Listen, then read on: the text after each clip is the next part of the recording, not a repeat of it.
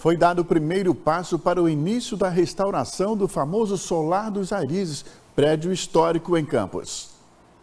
Um prédio de 2 pavimentos, com 45 metros de comprimento de fachada e de arquitetura sóbria e equilibrada.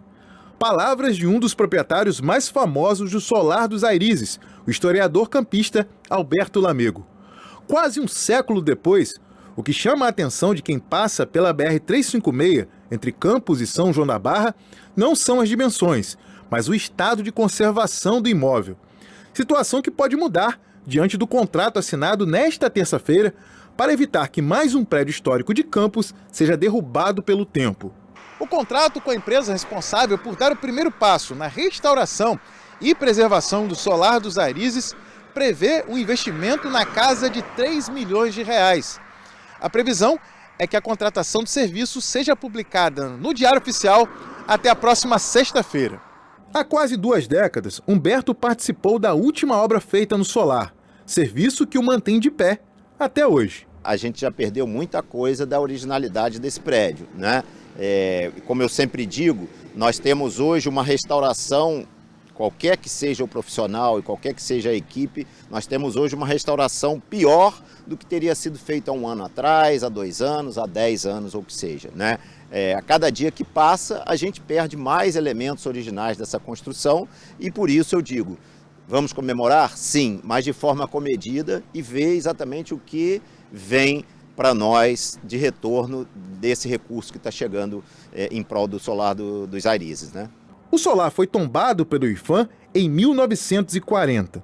Em fevereiro deste ano, um projeto de manutenção e conservação emergencial teve aval do governo federal para receber recursos por meio da Lei Rouanet e do Instituto de Preservação do Patrimônio Histórico e Artístico Nacional, na ordem de pouco mais de 28 milhões de reais. Investimento que parece ser suficiente para resgatar essa parte da história regional e do país.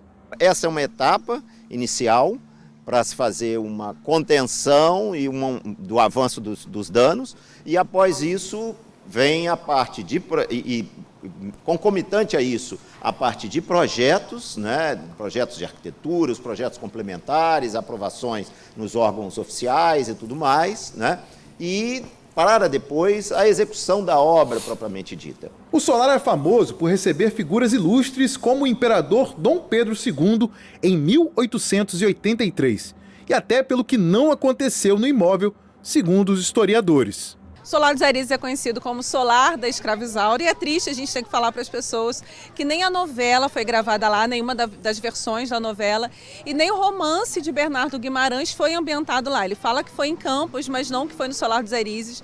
Mas é muito importante contar que a gente está falando sobre um grande engenho de açúcar com vista para o Paraíba, né, que é outro aspecto importante e que era considerada em seu período áureo a Meca fluminense ou a Meca do Brasil, tamanha importância das obras de arte, da biblioteca que existia ali dentro do solar. A gente fala muito sobre o edifício, mas é importante lembrar também que ali dentro existia um acervo muito rico. Esse a gente já perdeu, mas a gente ainda pode recuperar, salvar e dar uso ao solar. E eu falo isso com muita emoção, porque eu acho que é o que cada um de nós precisa. Eu quero entrar lá, mas eu quero que os nossos filhos, os nossos alunos, netos e bisnetos possam também entrar no Solar dos Arizes. Com os recursos finalmente sendo aprovados para a obra, pensar no futuro do solar já começa a ser necessário.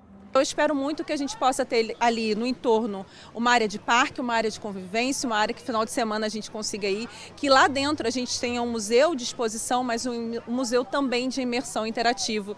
A gente precisa falar sobre a história de Campos, não apenas a partir do momento que os colonizadores chegaram, mas a gente vive numa cidade chamada Campos dos Goitacazes, isso tem um porquê, a gente também precisa falar sobre isso, principalmente a gente precisa falar sobre os Goitacá, sobre a escravidão, muito além da nobreza campista e por aí vai.